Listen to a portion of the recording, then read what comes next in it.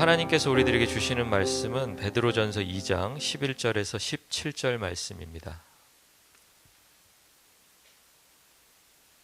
베드로전서 2장 11절에서 17절 말씀 우리 찾으셨으면 한 목소리로 같이 읽겠습니다. 사랑하는 자들아, 거류민과 나그네 같은 너희를 권하노니 영혼을 거슬러 싸우는 육체의 정욕을 제어하라. 너희가 이방인 중에서 행실을 선하게 가져 너희를 악행한다고 비방하는 자들로 하여금 너희 선한 일을 보고 오시는 날에 하나님께 영광을 돌리게 하려 함이라. 인간의 모든 제도를 주를 위하여 순종하되 혹은 위에 있는 왕이나 혹은 그가 악행하는 자를 징벌하고 선행하는 자를 포상하기 위하여 보낸 총독에게 하라. 곧 선행으로 어리석은 사람들의 무식한 말을 막으시는 것이라. 너희는 자유가 있으나 그 자유로 악을 가리는 데 쓰지 말고 오직 하나님의 종과 같이 하라. 무사람을 공경하며 형제를 사랑하며 하나님을 두려워하며 왕을 존대하라. 아멘. 여러분, 여행 좋아하시나요? 여행. 예. 보통 좋아하는 걸 우리가 자주 하지는 못하죠.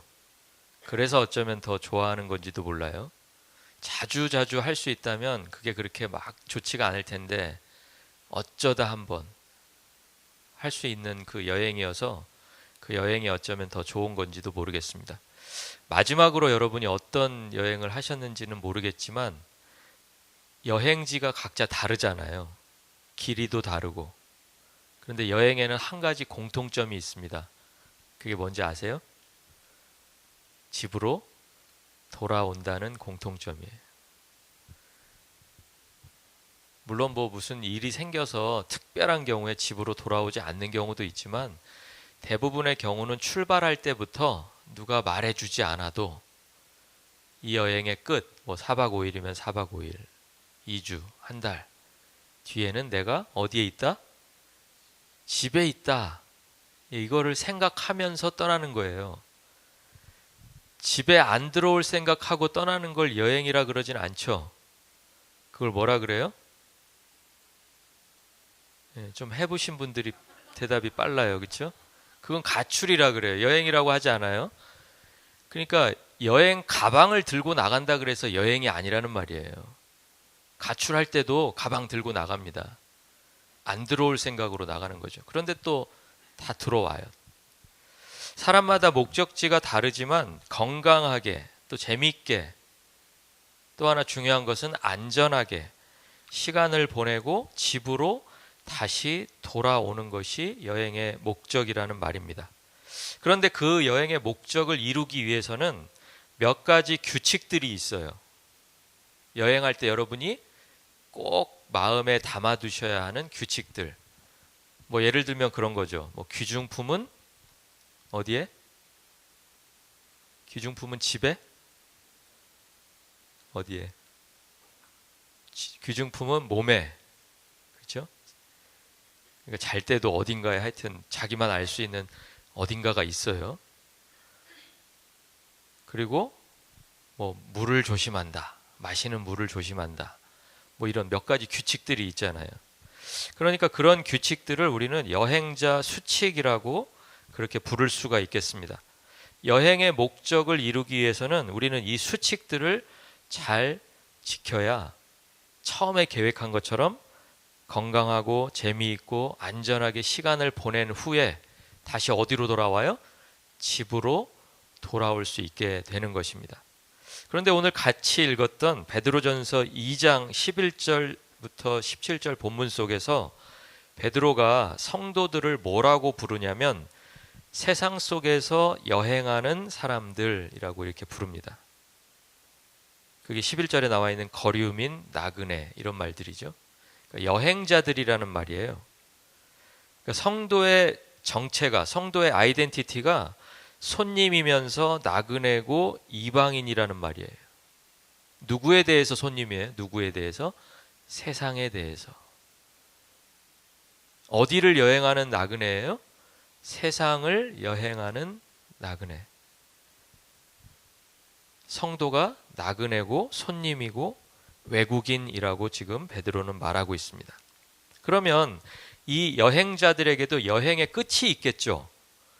우리가 여행을 출발하면 가출하려고 했던 그 몇몇 사람들 빼놓고는 다 집으로 돌아가듯이 성도들은 어디로 돌아가요? 어디로 돌아가요? 그 집이 어딘데요? 천국이잖아요. 그러니까 우리는 종종 이 사실을 잊어버려요.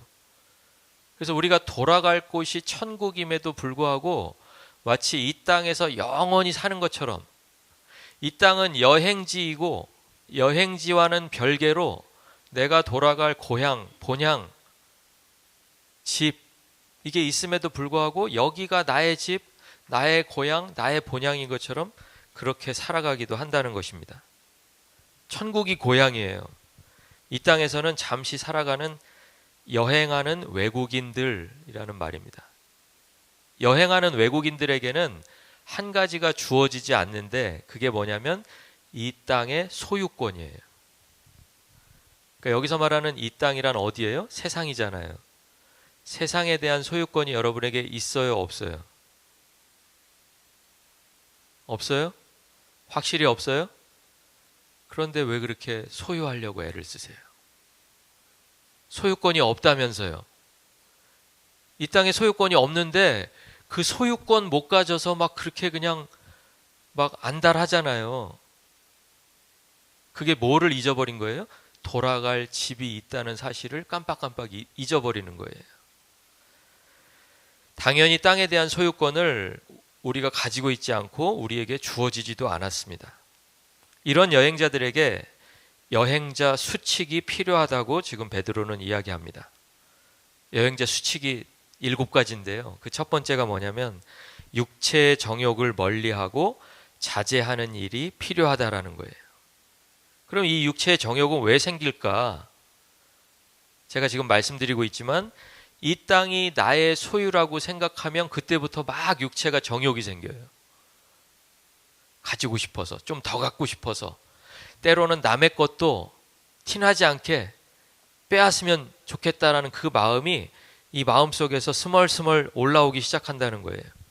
그리고 내가 주인이라는 생각이 이 육체의 욕심을 막 부채질해요.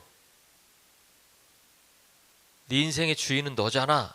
이런 목소리가 막 귀 기울여지고 너무 맞는 이야기 같고 그렇게 살면 뭔가 소유할 수 있을 것 같은 그런 마음이 든다는 거죠. 이 욕망이라고 하는 거, 육체의 정욕, 그 정욕이 특별히 금지된 것이 있을 때 더욱더 갖고 싶어하는 마음입니다. 다시 한번 읽어드릴게요. 이 정욕은 나에게 금지된 것이 있을 때 더 갖고 싶어하는 마음. 그러니까 바꿔 말하면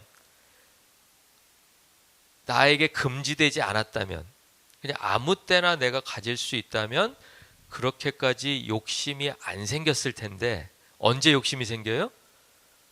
넌 가질 수 없어 라고 말할 때, 그런 말을 들었을 때 갑자기 막 승부욕이 불타오른다는 거예요. 난 그거 꼭 가지고 말 거야. 난 꼭 가질 거야. 에덴 동산에서 하와는 왜 선악을 알게 하는 열매를 먹고 싶어 했을까요? 금지되었기 때문이에요. 금지되었기 때문에. 그래서 사탄이 하와를 유혹한 그 말을 우리가 자세히 들여다보면 딱 한마디였어요. 다른 말이 아니라 하나님과 같이 될 수 있어. 네가 먹으면 눈이 밝아져서 하나님과 같이 될 수 있어. 하나님과 같이 된다는 말이 도대체 무슨 말일까요? 여러분, 하나님 어떤 하나님이세요? 하나님은 여러분에게 어떤 하나님이세요? 하나님 어떤 하나님이세요? 하나님은 여러분의 인생에 대해서 어떤 하나님이세요? 시선은 45도 아래로, 그리고 입술은 티나지 않게 중얼중얼. 예. 왜냐하면 제가 그 입술이 무슨 말을 하는지 읽으면 안 되니까요. 하나님이 주인이시잖아요. 그러니까 하와에게 사탄이 이야기했던 네가 하나님과 같이 될 수 있어, 이 말의 의미는 뭐예요? 네가 주인 될 수 있어, 그 얘기인 거예요. 에덴 동산의 주인은 하와가 아니었어요. 주인이 따로 있었어요. 하와는 주인의 뜻대로 살아가는 피조물이었는데 어느 순간에 내 마음에 어떤 마음이 든 거예요? 내가 다 할 수 있다면, 내가 요것까지도 할 수 있다면 내가 주인 아니야? 그 생각이 들어가는 순간 그 먹지 말라고 한 그 열매를 만지고 먹고 또 나눠주고, 육체의 정욕이 그 순간에 막 발현이 된 거예요.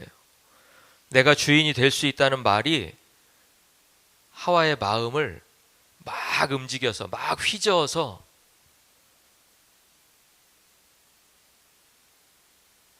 그 죄의 현장으로 끌고 가고 있는 거예요.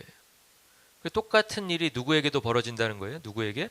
이 세상을 여행하고 있는 성도, 저와 여러분에게도 똑같은 일이 벌어진다라는 거예요. 우리는 여행자인데, 우리는 나그네인데, 우리는 손님인데 자꾸만 네가 조금만 더 열심히 하면 가질 수 있을 것 같은데, 네가 이거가 너에게 왜 금지돼 있지? 너는 모든 걸 가질 수 있는데, 이런 마음을 우리들에게 막 준다는 거예요. 누가? 사탄이. 그러니까 사탄의 목적은 뭐겠어요? 여행자들을 방해해서 뭘 못하게 하겠다는 거예요? 집으로 돌아가야 될 사람들을 집으로 못 돌아가게 하겠다는 거예요. 에덴 동산에 머물러야 할 사람들을 에덴 동산에 머무르지 못하게 하겠다는 거예요. 하나님 앞에 예배자로 서 있어야 될 사람들을 예배할 수 없는 사람들로 만드는 것, 그게 바로 사탄의 계획이라는 거예요. 그러니까 이 여행자 수칙, 이것을 우리가 기억해야 저와 여러분이 하고 있는 지금 이 인생의 여행이 안전하고 재미있고 건강한 여행, 그리고 마지막에 하나님 앞으로 돌아가는 여행이 될 줄로 믿습니다. 두 번째는요, 선한 행실을 보여야 된대요. 여기 그 행실이라는 말은요, 행동과 태도가 합쳐진 말이에요. 행동과 태도. 행동은 하나하나 겉으로 드러나는 게 행동이라면, 태도는 뭐예요? 태도는 어디서 출발해요? 태도는 마음속에서 출발하죠. 여러분, 자세 뭐 이런 게 겉으로도 보이지만 그 겉으로 보여줄 수 있는 힘이 어디서 나오냐라는 거예요. 어디서? 이 마음속에서 나오거든요. 그리고 또 한 가지는, 이 행실은 행동과 구별되는 게 뭐냐면, 행동은 그냥 한번 이렇게 탁 하고 마는 게 행동이라면, 행실이라고 할 때는 꾸준함과 반복이 될 때 우리가 그것을 행실이라고 부를 수 있다는 거예요. 여러분이 한 번 좋은 일을 할 수 있어요.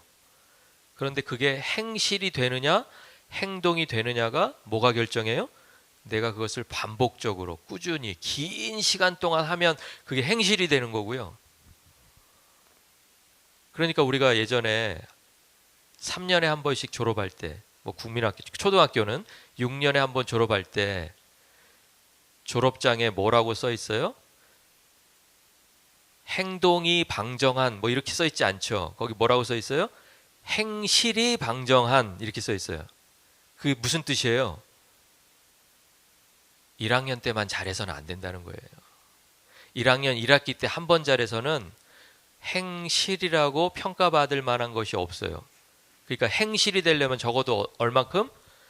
6년, 3년 뭐 이렇게 다 합쳐본 다음에 그 사람의 행실이 방정한지 방정하지 않은지 그것을 정한다는 거예요. 그러니까 우리의 선한 행실은 언제 평가받겠어요? 언제? 여행 가방 딱 들고 출발할 때는 그 사람이 행실이 어떤지 몰라요. 언제 알아요 이거를? 집에 도착했을 때, 집에 돌아왔을 때 출발부터 도착까지 전체를 놓고 이 사람이 선한 행실을 했는지 하지 못했는지 그 판단을 한다는 거예요. 그럼 선한 행실이란 건 뭘까요? 착한 일일까요? 남의 마음을 아프게 하지 않는 거? 물론 그것도 선한 행실이 될 수 있어요. 근데 여러분 기억하셔야 될 거는 선한 행실이라는 것은 나의 행실을 통해서 하나님이 드러나는 거예요. 하나님 한 분만 선하세요. 그러니까 그 하나님이 드러나지 않으면 내 생각엔 잘한 것 같은데, 내 생각엔 착한 것 같은데 여행이 다 끝난 다음에 그게 선한 행실로 평가받지는 못한다는 거예요. 선하신 하나님이 드러나고 하나님이 이루신 그 구원이 드러나는 행동, 그 행동이 나중에 가서 뭘로 평가를 받아요?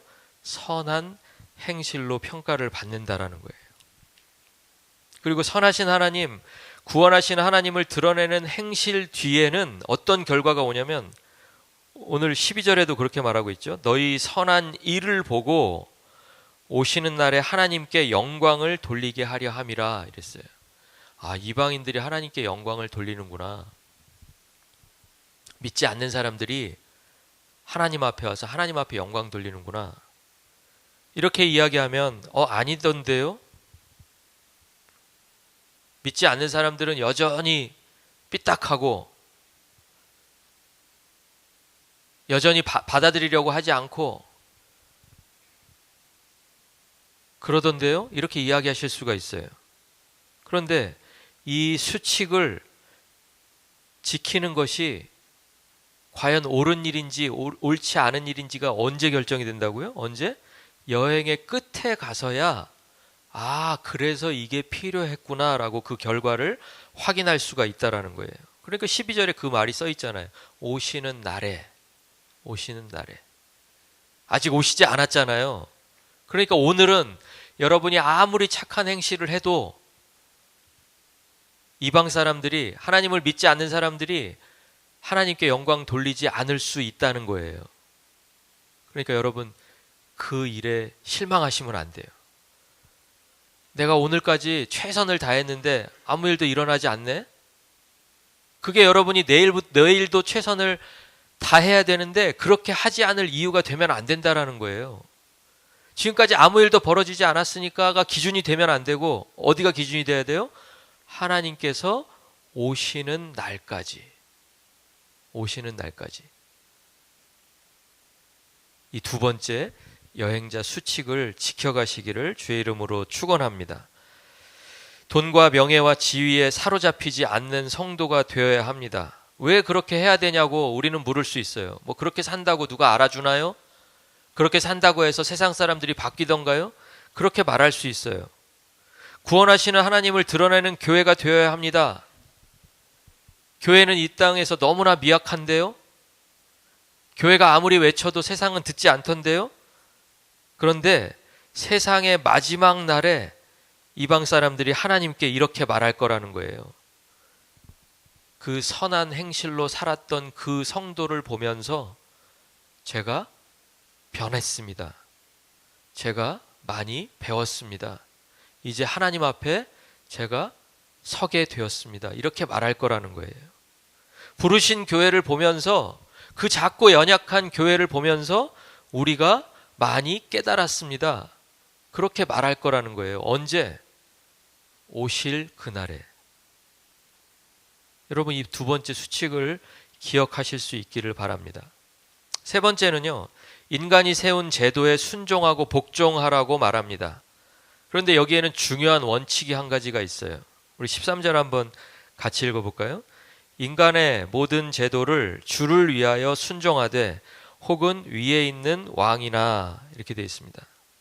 제도를 순종하고요, 왕은 또 맨 마지막 17절에 보니까 왕을 존대하래요. 오늘날에 뭐 왕은 없지만 뭐 왕에 해당하는 그 지도자들을 우리들이 머릿속에 떠올릴 수가 있잖아요. 그 사람들을 존중하래요. 존경하래요. 그런데 중요한 원칙 한 가지가 있다는 거예요. 뭐를 위해서? 주를 위해서. 그러니까 제도는 만들어질 당시에는 완전하고 선을 위해서 만들어진 제도지만 때로는 그렇게 지켜지지 않을 수가 있죠.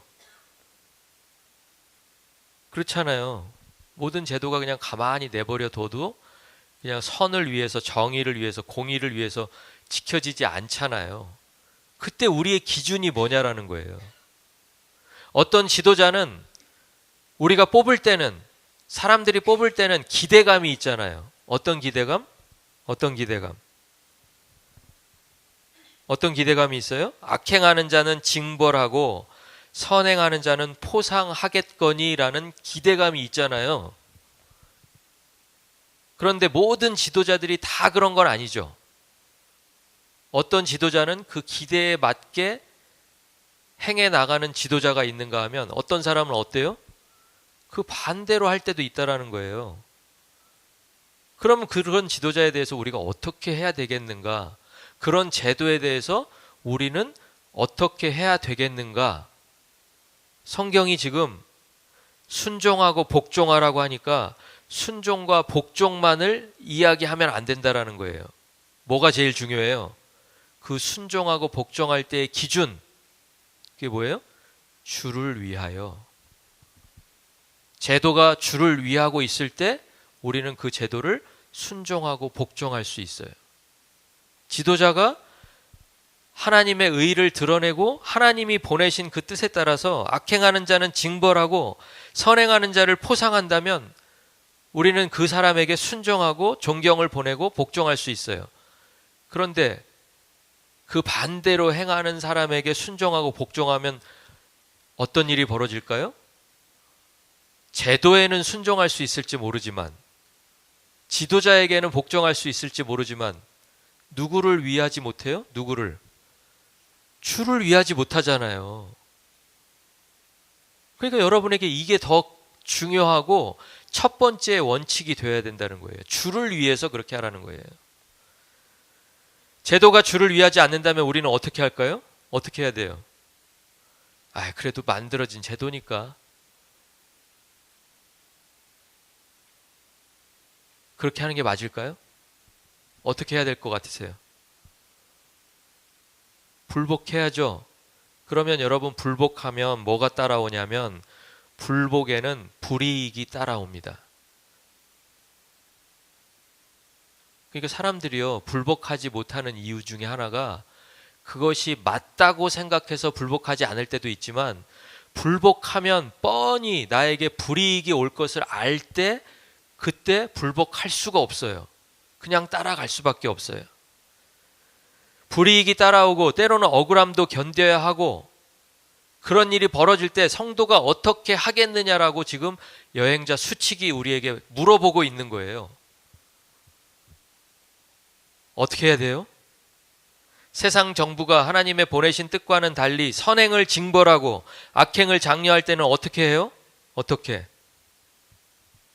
불복해야죠. 뭘 위해서?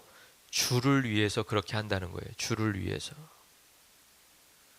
여러분이 살아가면서 여행이 즐거운 여행, 안전한 여행, 건강한 여행이 되어서 마침내 하나님 앞으로 돌아가게 되려면 이 수칙을 지키셔야 한다는 것을 기억하시기 바랍니다.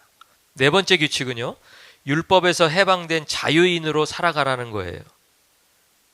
하나님께서 우리를 자유하게 하셨어요. 그러니까 여러분, 자유하면서 여행하시는 거예요. 자유를 누리면서 여행하시는 거예요. 그런데 오늘 성경이 뭐라고 말하냐면, 너희에게는 자유가 있는데 16절에 보니까 그 자유로 악을 가리는데 쓰지 말아라 라고 말해요. 여러분, 세상은요, 정당방위라는 게 있습니다. 정당방위. 이게 뭔지 아세요?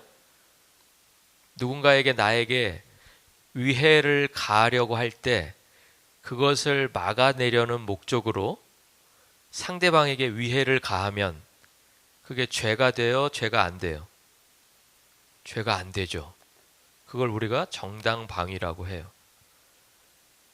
그러니까 내가 상대방에게 위해를 가하지만 나의 익스큐즈가 있죠. 그게 뭐예요?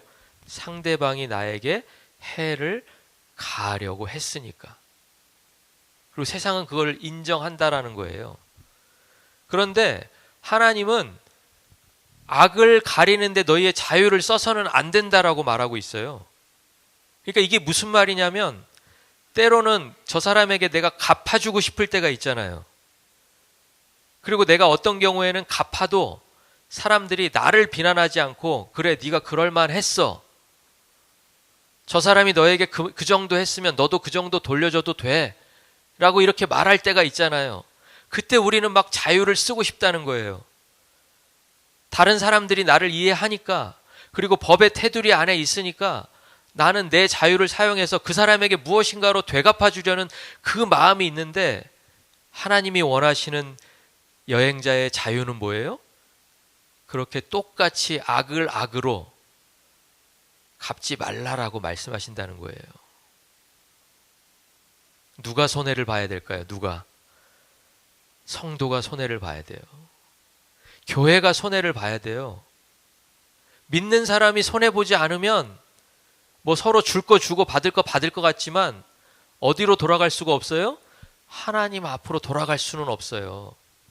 이 땅에서는 그냥 괜찮다, 그 정도는 인정한다라고 평가받을지 모르지만 하나님 앞에 가서 이방인들이 내가 저 사람을 보고 배웠습니다. 내가 저 사람이, 저 교회가 그렇게 불이익을 감당하면서도 하나님 뜻대로 사는 것을 보고 나도 배웠습니다. 그런 고백은 우리가 들을 수가 없다라는 거예요. 여러분이 그러니까 어떻게 살아가느냐에 따라서, 어떤 수칙을 지키면서 살아가느냐에 따라서 마지막 날의 모습이 완전히 달라지는 거예요. 우리는 각자가 가고 싶은 곳이 있어서 가는 존재가 아닌 것을 기억하시기 바랍니다. 우리는 돌아가야 할 곳이 똑같아요.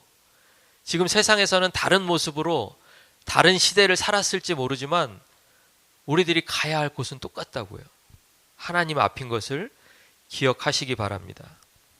하나님을 섬길 자유만 우리에게 있어요. 하나님의 종으로 살아갈 자유가 여행자들에게 있는 것을 기억하시기 바랍니다. 한용운이라는 사람이 시를 썼는데요. 그 복종이라는 시에 이런 구절이 나와서 이 구절을 읽으면서 제가 굉장히 많은 걸 느꼈던 것 같아요. 복종하고 싶은데 복종하는 것은 아름다운 자유보다도 달콤합니다. 그것이 나의 행복입니다. 사람마다 다 자기 자유가 있잖아요. 그런데 오늘 이 시 속의 이 사람은 자유가 있는데도 내가 하나님의 종으로 하나님의 명령에만 순종하는, 그 복종하는 그 자유를 이야기하고 있어요. 그리고 그 자유가 가장 행복하대요. 오늘 저와 여러분의 행복이 여기에 있지 않을까 생각합니다. 내가 내 마음대로 해서 뭔가가 시원해지고 통쾌해지고 내가 다른 사람이 나에게 해준 대로 되갚아주고 그런 자유가 아니라 할 수 있지만 그 자유를 하나님을 위해서 사용하지 않는 자유, 여러 가지 자유 중에서 하나님께만 복종하고 하나님 앞에만 서 있기로 결정하는 자유, 그 자유가 저와 여러분을 행복하게 만들어줄 것을 확신합니다. 다섯 번째는 모든 사람을 공경하라고 이야기합니다. 모든 사람이 존중의 대상이에요. 여러분이 가지고 계신 성경에 그 밑줄을 꼭 쳐놓으셔야 돼요. 모든 사람을 존중하는 거예요. 그런데 우리는 대개 누구를 존중해요? 대개 누구를 존중해요? 누구를 공경해요? 공경할 만한 사람을 공경하고 그 판단의 기준을 내가 갖고 있어요. 그런데 하나님은 뭐라고 말씀하신다고요? 모든 사람을. 여기에는 여러분도 아시겠지만 나를 불쾌하게 만드는 사람이 포함되어 있다는 걸 여러분이 기억하셔야 돼요. 나를 어렵게 만드는 사람, 힘들게 만드는 사람, 나와 의견이 정반대인 사람, 그 사람이 거기에 포함되어 있어요. 그 사람을 공경하래요. 존중하래요. 여러분 이거 하실 수 있겠어요? 쉬운 일 아니죠. 그런데 하셔야 돼요. 왜요?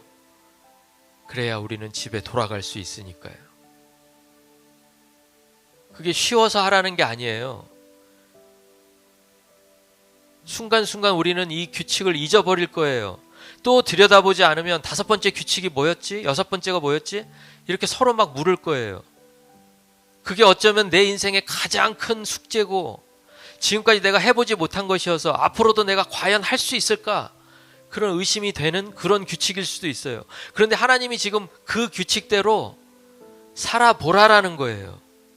그래야 하나님 앞으로 돌아갈 수 있으니까. 그 규칙대로 살아보라는 거예요. 그래야 이방인들이 하나님 앞에서 하나님께 영광 돌릴 수 있으니까.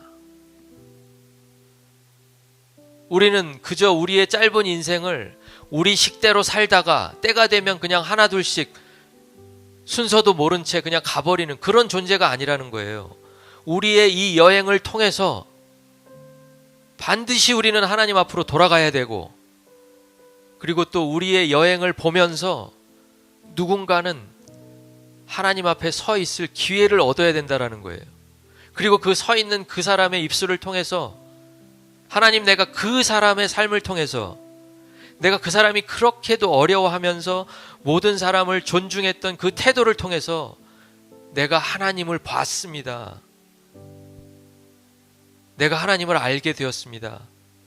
그리고 이렇게 하나님 앞에 서 있습니다라고 고백할 수 있다는 것을 기억하시기 바랍니다.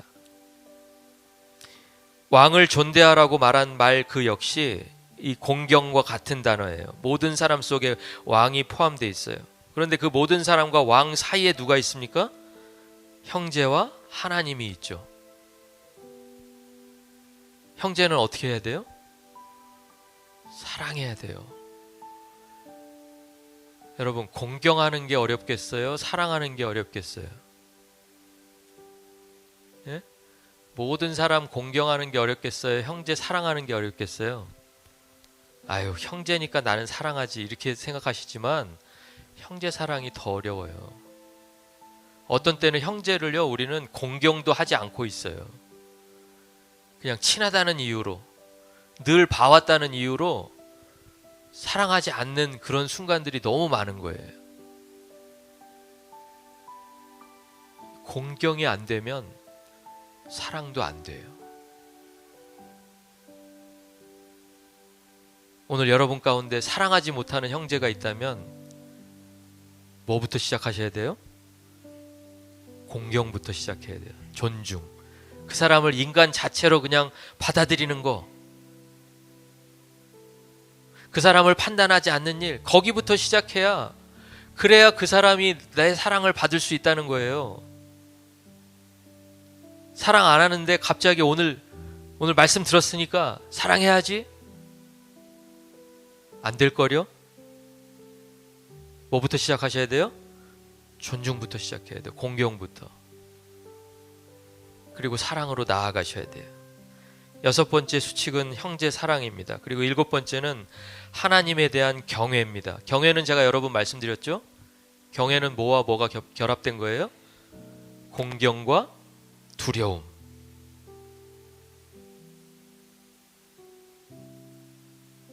공경은 누구를 공경해요?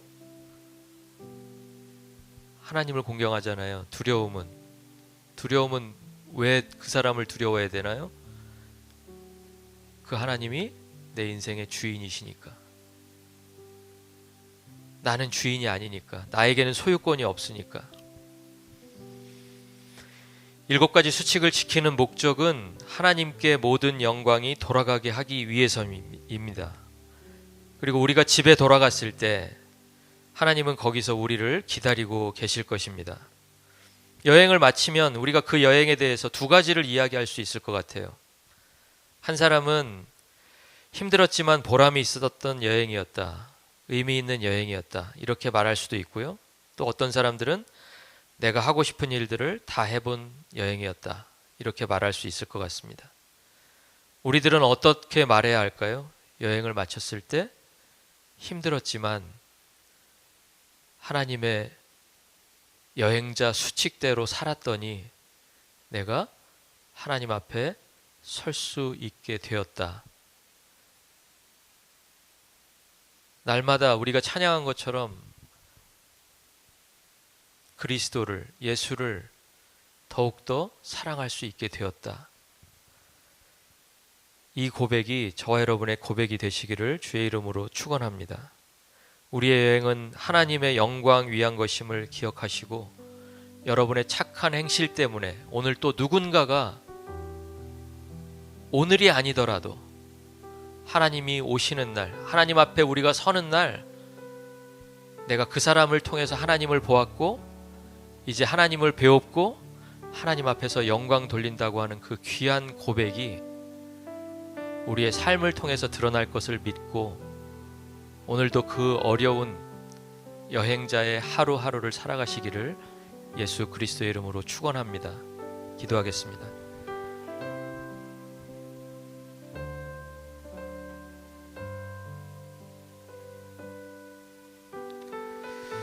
우리들은 이 땅에서 땅에 대한 소유권을 갖지 않은 그런 여행자들, 손님들, 나그네들인 것을 성경이 우리에게 깨닫게 합니다. 그럼에도 불구하고 우리는 여전히 이 땅에 있는 것을 소유하기 위해서 우리의 힘과 노력을 기울일 때가 있음도 주님 앞에 고백합니다. 주님, 우리는 돌아가야 할 고향이 있는, 돌아가야 할 집이 있는 이 땅의 나그네인 것을 날마다 기억하게 하셔서 그 나그네의 삶을 인도해 가시는 그 하나님 앞에서 온전히 그 말씀에 귀 기울이면서 여행자가 지켜야 할 그 룰들을 말씀을 통해 깨달으면서 하나님을 향해서 나아가는 주의 귀한 자녀들 다 되게 하여 주시옵소서. 오늘도 그 걸음이, 또 그 규칙 하나하나를 지키는 것이 쉽지 않은 일인 것을 주님 앞에 고백합니다. 그것이 쉬워서가 아니라, 그것이 아무 때나 마음만 먹으면 할 수 있어서가 아니라, 그 일이 하나님께 영광되는 일이고, 내가 여행을 마친 그 순간에 하나님 앞에 서 있을 수 있는, 그리고 그것을 지켜주는 규칙들이기 때문에 오늘도 그 발걸음을 주님 앞에서 옮겨갑니다. 주님, 우리의 힘으로 걸어가는 이 여행길이 아니라 주님의 인도하심 안에서, 주님의 보호하심 안에서 걸어가는 여행인 것을 기억하고, 또 내 모든 행실과 내 삶의 모든 결정과 태도가 하나님께 돌아가야 할 영광을 결정한다는 것을 기억하면서 오늘도 하루하루를 주님의 영광 위에서 살아가게 하여 주시옵소서. 또 한 주간이 우리들에게 주어졌습니다. 이 한 주간 동안 우리가 걸어가야 할 길을 우리는 알지 못하지만 그 길의 시작과 끝을 아시는 주님께 여행을 맡깁니다. 출발하게 하시고 또 도착하게 하실 주님의 성실하심을 기대합니다. 그 하나님과 동행하기로 마음 먹고 그 여행을 떠나는 주의 자녀들을 일일이 기억하여 주시고 붙들어 주셔서 이 여행을 통해서 많은 심령들을 주님 앞에 돌아오게 하고, 또 주님 앞에 영광 돌리게 하는 주의 자녀들 다 되게 하여 주시옵소서. 감사드립니다. 예수 그리스도 이름으로 기도드립니다. 아멘. 이제는 우리 주 예수 그리스도의 은혜와 하나님 아버지의 크신 사랑과 성령 하나님의 교통 역사하심이 우리는 하나님을 향해서 나아가는 이 땅의 나그네들, 이 땅의 손님들인 것을 기억하고, 이 땅에 대한 소유권이 아니라 하나님 나라에 대한 소유권을 주장하고 소유권을 확인하면서 이 땅을 믿음으로 살아가기를 원하는 부르신 교회와 교회에 속한 가정들과 가정의 모든 자녀들 위에 이제부터 영원토록 함께 계실지어다. 아멘.